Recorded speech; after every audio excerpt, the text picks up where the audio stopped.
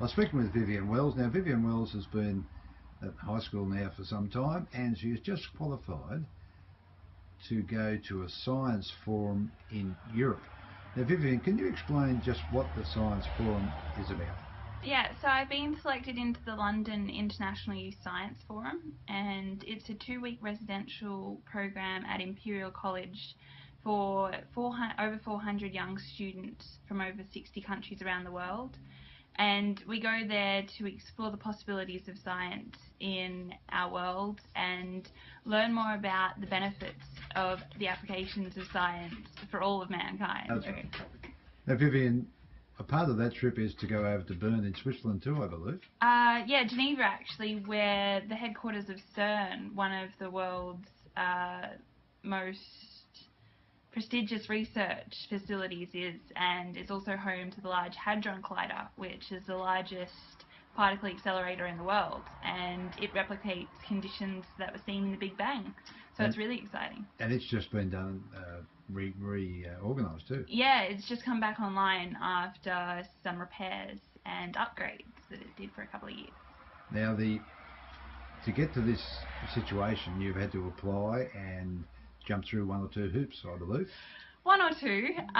So my application process started last year when I applied through Rotary, my local Rotary Club, the Rotary Club of Cowra, for the National Youth Science Forum. And after a couple of interview processes in my district, I got accepted to be one of 400 students from around Australia travelling to Canberra, in January for a 2-week program there, and that opened up a lot of doors for me and for my scientific knowledge. And when I came back from that, I was so passionate about what we'd done there and the things that I'd learnt and the skills that we saw there and the science that we saw there, that I applied through the National Youth Science Forum for the London Forum, which I was honoured to be accepted into and selected. Now, Vivian, it's not a cheap thing to do to go to London, is it? No, it's not, unfortunately. All experiences come at a cost, and one this enlightening has a big cost. For the full program, including the CERN, I'm looking at about $14,000. And coming from a small town in central west New South Wales that's had a lot of drought experiences, it's not an easy thing to get together. So I'm currently fundraising through the Cowra community with Rotary's kind support. It's incredible what they're doing for me and what they did for Brodie Hannon, another Cowra student that went to the same forum last year. So yeah, I'm doing fundraisers within the Cowra community and looking for donations from anyone who can spare a few dollars, as well as holding events such as trivia nights, those sort of fundraising events. That's great. Now let's talk about you. Now, you are science and maths orientated as a student, I believe. Yeah, I am. I mean, my biggest passions are those areas, but I like to think that I'm fairly well-rounded. I have a keen interest in the humanities as well, but most of my passion's in science, and that's sort of where I see my career ending up, in science or maths. So I have a great love of it. And tell us, how do you spend your spare time? Oh, I've got many hobbies. Mostly I help out with my parents on the farm, which, although it's also an occupation, has become a hobby after 12 years there. It sort of forced me to have a hobby, and I do it willingly. I look for science in everything I can, so reading scientific papers and that sort of thing, but I'm also a keen cook. Right. So if ever I have a spare moment, you'll find me in the kitchen. You don't do sport at all?